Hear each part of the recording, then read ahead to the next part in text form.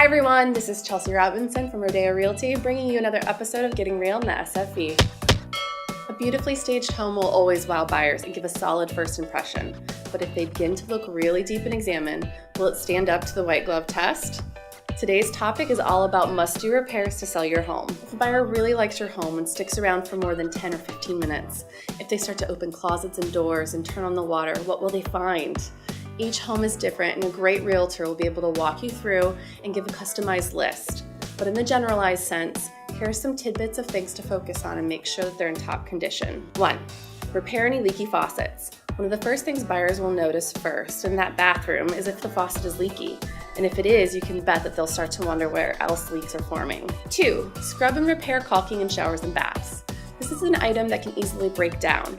By having them look fresh and new, it gives buyers an impression that the home has been well kept. 3.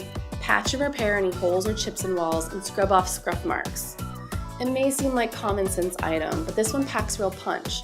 Baseboards are also an item that can benefit from the same sense of care and are sometimes missed. 4. And while you're at it, don't forget the same on the front door as well. If you have any questions on this or buying and selling a home in the San Fernando Valley, or if you want any more information, please feel free to reach out. My contact information is below, and my website, ChelseaRobinsonRealEstate.com, is updated in real time with all the listings hitting the San Fernando Valley and other parts of Los Angeles. Stay tuned for another episode of Getting Real in the SFV, a video series full of tips, tricks, and trends for life in the San Fernando Valley.